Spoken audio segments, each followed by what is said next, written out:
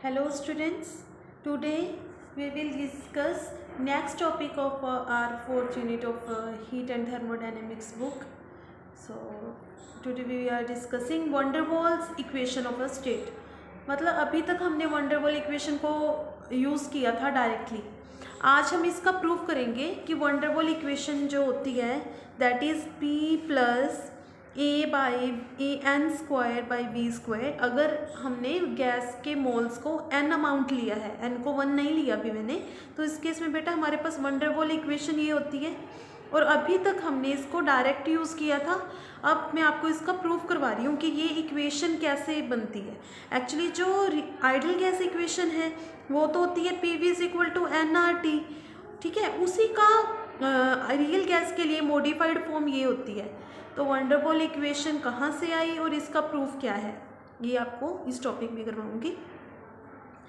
देखिए, जो perfect gas equation है वो तो P V is equal to R T है और P V is equal to R T होती है, एन आर टी. एन अगर 1 ले लें, मतलब 1 मोल की बात करेंगे तो P V is equal to R T. तो बेटा ये जो इक्वेशन है ये तो काइनेटिक थ्योरी ऑफ गैसेस के बेस पे ही इसको ड्राइव किया गया है ना.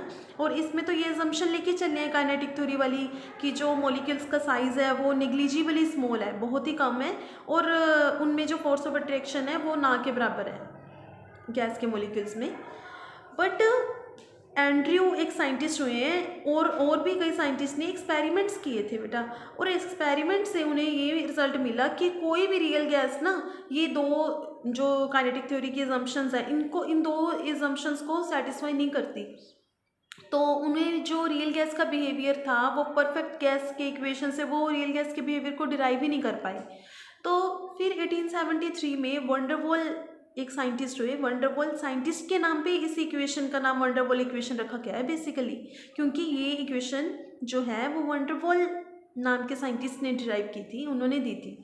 तो van der Waals ने कुछ करेक्शंस अप्लाई की परफेक्ट गैस इक्वेशन में उन दो असम्पशंस को के अगेंस्ट. तो वहाँ से उनको मॉडिफाइड इक्वेशन जो मिली थी वो उसे कहा जाता है बेटा van der Waals इक्वेशन.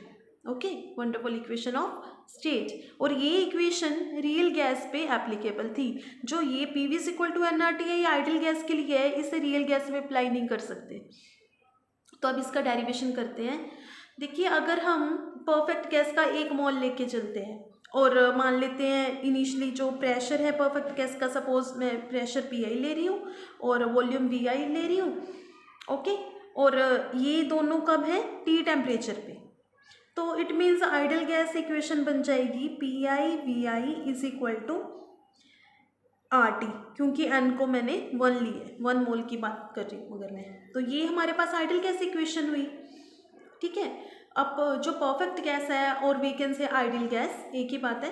तो आइडियल गैस जो है उसके मॉलिक्यूल्स का साइज तो नेग्लिजिबली स्मॉल है, फोर्स ऑफ अट्रैक्शन भी नहीं है उनके अंदर. बट रियल गैस में तो ऐसा नहीं होता. रियल गैस में तो एक्चुअल में मतलब जो गैस एग्जिस्ट करती है उसमें पार्टिकल का फाइनाइट साइज है और इसलिए फोर्स ऑफ अट्रैक्शन भी होती है उनके बीच में. तो इसलिए रियल गैस जो प्रेशर एग्जर्ट करेगी और जो वॉल्यूम होगा उसका वो P I V I pressure P ये नहीं होगा, प्रेशर पी आई नहीं होगा, वॉल्यूम वी आई नहीं होगा. तो क्योंकि वो दो असम्पशन को सेटिस्फाई नहीं करती जो रियल गैस है. तो फिर अब हम उस पर करेक्शन अप्लाई करके देखते हैं, मतलब करेक्शन फाइंड आउट करेंगे कि रियल गैस के लिए वॉल्यूम किस फैक्टर से चेंज होता है और प्रेशर किस फैक्टर से चेंज होता है.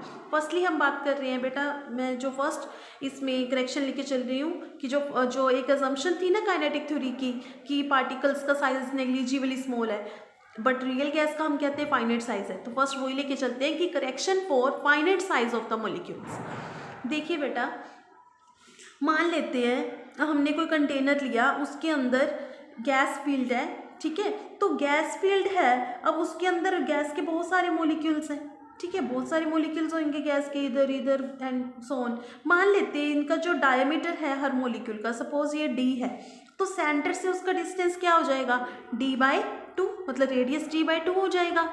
ठीक है, अब देखिए जो मॉलिक्यूल्स हैं रियल गैस के, हम मान के चलते हैं कि वो हार्ड स्फीयर्स हैं. हार्ड स्फीयर एक्चुअली ऐसा होता नहीं है, एज्यूम करके चलते हैं कि वो हार्ड स्फीयर्स हैं.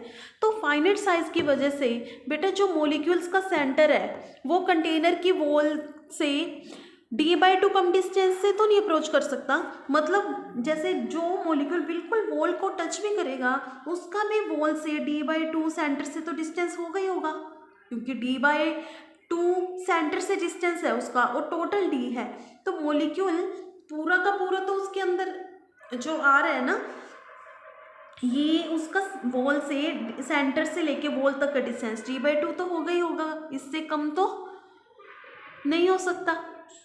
ठीक है, इससे कम डिस्टेंस तो वो अप्रोच नहीं कर सकता ना, तो इसका मतलब जो स्पेस अवेलेबल होगा मॉलिक्यूल को वो कुछ फैक्टर से कम होगा as compare to that of the ideal gas. अब आइडियल गैस में तो हम लेके चले थे वॉल्यूम, सपोज V ले रहे हैं, उसमें अगर हम तो कुछ फैक्टर से वॉल्यूम इसका कम हो गया तो मान ले वो जो कम जिस फैक्टर से होता है वो उसे कहा जाता है B, जो B हमने लिया ना वंडरवॉल कांस्टेंट इस इक्वेशन में, तो V माइनस बी। अब ओवरऑल जो वॉल्यूम इसमें मिलेगा ना, अब जैसे बुक की अगर मैं नोटेशन यूज़ करती हूँ तो इन्होंने वी टी ना दो, वी टी की जगह आएगा VI, जो मतलब कि रियल गैस के लिए ओवरऑल वैल्यू बनेगी ना, वो बनेगी V माइनस बी, या आप इसमें कुछ भी ना लेके चलो।